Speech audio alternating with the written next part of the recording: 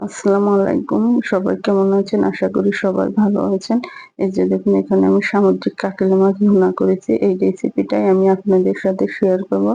আপনারা যে যেখান থেকে আমার ভিডিওটি দেখছেন আপনাদের কাছে যদি আমার ভিডিওটি ভালো লাগে অবশ্যই আমাকে একটা লাইক দিন ও চ্যানেলটি সাবস্ক্রাইব করে দেবেন। এবং মাছ ভুনাটা দেখতে যতটা লোভনীয় লাগতেছে খেতেও কিন্তু অনেকটা মজা লাগে। আমি এবারে রেসিপিটি কিন্তু সহজভাবে শেয়ার করার চেষ্টা করেছি। আপনারা একবার দেখলে কিন্তু বুঝতে পারবেন এই মাছ ভুনাটা আমি কিভাবে করেছি। আমার ভিডিওটি সম্পূর্ণ নতুনদের জন্য। চলুন মূল ভিডিওতে যাই। এখানে আমি কয়েক টুকরা সামুদ্রিক কাতলা মাছ নিয়েছি। মাছটা আমি সুন্দর করে ভালোভাবে ধুয়ে নিয়েছি। মাছটা আসলে আমি বাজার থেকে কেটে এনেছিলাম। ধুয়ে নেওয়ার পর এখানে আমি লবণ, হলুদের গুঁড়া, মরিচের গুঁড়া আগে মাছটা মাখিয়ে নেব। অনেকে আসলে সামুদ্রিক মাছ বলেন গন্ধকর, কিন্তু আমি যেভাবে রান্না করছি সেভাবে যদি আপনারা রান্না করেন এই মাছে কিন্তু কোনো গন্ধ হবে না। একটু বেশি করে মরিচের গুঁড়াটা দিয়েছি। মাছটা একটু ঝাল ঝাল করে রান্না করবো আমি। এই যে দেখুন সাথে এক পিস লেবু দিয়ে দিলাম। এই লেবু দিলে পরে আসলে মাছের কোনো দুর্গন্ধ থাকে না।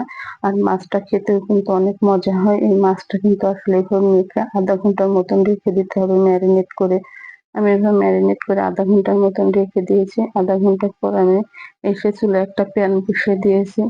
প্যানটা গরম হলে আমি এখানে তেল দিয়ে দিলাম। এই যে দেখুন তেল দিয়ে দিলাম। তেলটা যখন পর্যাপ্ত পরিমাণে গরম হবে তখন আমি মাছগুলো কিন্তু একবারে কড়া করে ভাজতে হবে। অবশ্যই মাছগুলো কড়া করে ভাজার চেষ্টা করবেন। যে দেখুন মাছগুলো দিয়ে দিলাম। এই পর্যায়ে মাছটা দেওয়ার সময় আসলে মাছটা যখন ভাজবো আসলে আলতো হাতে ভাজতে হবে।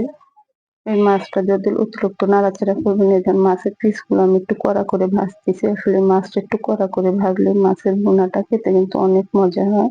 এই যে একটু কালো কালো করে ভেজে নিয়েছি। আপনারা এভাবে ভাজার চেষ্টা করবেন। এই যে দেখুন এই মাছটা যে এত মজা লাগবে আপনি যেভাবে ভুনা করে খেয়ে দেখবেন। আপনারাও একবার খেলে আপনারাও বুঝতে পারবেন। আমার ভিডিওটি সম্পূর্ণ নতুনদের জন্য। এই যেমন মাছের পিসগুলো যখন ভাজা হয়ে গেছে মাছের পিসগুলো তুলে এই তেলের মধ্যে আমি পেঁয়াজ দিয়ে দিয়েছি। দিয়ে পেঁয়াজের মধ্যে একটু লবণ দিয়ে দিলাম। তাহলে পেঁয়াজটা আসলে তাড়াতাড়ি নরম হবে। এই কারণে এই মাছটা আসলে ভুনায় কিন্তু ভালো লাগে। এবং ভালোভাবে নাড়তে নাড়তে পেঁয়াজটা যখন বাদামি কালার হয়ে আসবে তখন এখানে আমি আদা রসুন বাটা দেবো। আদা রসুন বাটাটা অবশ্যই আপনারা মাছের পরিমাণ অনুযায়ী দেবেন। বেশি দেওয়ার চেষ্টা করবেন। অতিরিক্ত বেশি হলেও কিন্তু গন্ধ লাগে। আদা রসুন বাটাটা পেঁয়াজের সাথে ভেজে নিয়ে আমি এখানে মশলা কষানোর জন্য পানি দিয়েছি। পানিটা দেওয়া হলে এখানে আমি মরিচের গুঁড়া দিলাম। এখানে আমি কাঁচা মরিচও দেবো। তারপরে আমি মরিচের গুঁড়া দিলাম কারণ এই ভুনাটা আমি একটু ঝাল ঝাল করে করবো। এখানে হলুদের গুঁড়া, ধনিয়ার গুঁড়া, এখানে আসলে সব মসলা দেওয়ারই চেষ্টা করবেন। সাথে আমি জিরার গুঁড়া দিলাম। আপনারা বাটা জিরাও দিতে পারেন, তাতে কোনো সমস্যা নেই। দিয়ে এভাবে ভালোভাবে এখানে আমি কয়েকটা এই যে কাঁচামরিচ দিয়ে দিলাম। দিয়ে মশলাটা আমি ভালোভাবে নেড়ে চেড়ে মশলাটা কষিয়ে নেব। যে পর্যায়ে দেখবো মশলা থেকে তেল বেরিয়ে এসেছে সে পর্যায়ে কিন্তু বুঝতে পারবেন মশলাটা কষানো হয়েছে। মশলাটা যত ভালোভাবে কষাবেন তরকারিটার স্বাদটা কিন্তু তত বাড়ে। এই পর্যায়ে আমি এখানে পানি দিয়ে দিলাম। এবং পানিটা খুব একটা অল্প দেবো কেননা মাছটা আমি ভালোভাবে ভেজে নিয়েছি। এই কারণে এখানে খুব একটা বেশি পানি দেওয়ার দরকার নেই। এটা আমি এবার ভালোভাবে নেড়ে চেড়ে নেবো। নিয়ে এখানে একটা ঢাকনা দিয়ে ঢেকে দেবো। এটা বলক আসার জন্য অপেক্ষা করবো।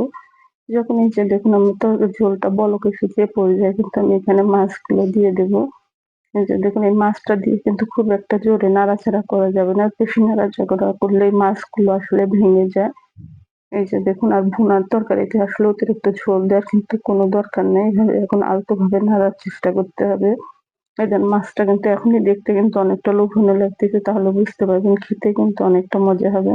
আমি একটা ঢাকনা দিয়ে ঢেকে দিলাম। এই যে নিচ দিয়ে আস্তে করে নেড়ে দিচ্ছি যেন নিচটা যেন পুড়ে না যায়। আসলে কিছু কিছু মাছ আছে পুড়ে গেলে কিন্তু ভালো লাগবে না। এই মাছটাও যদি পুড়ে যায় খেতে কিন্তু ভালো লাগবে না। এভাবে যখন তেলটা ভেসে উঠবে তখন কিন্তু বুঝতে পারবো আসলে আমার মাছের ভুনাটা হয়ে গেছে। এই যে দেখুন আসলে কিছু কিছু মাছে একটু তেলটা বেশি লাগে। মাছেও আমি একটু তেলটা একটু বেশি দিয়ে মাছটা নামিয়ে নিয়েছি। দেখতে যতটা লোভনীয় লাগতেছে খেতেও কিন্তু ততটা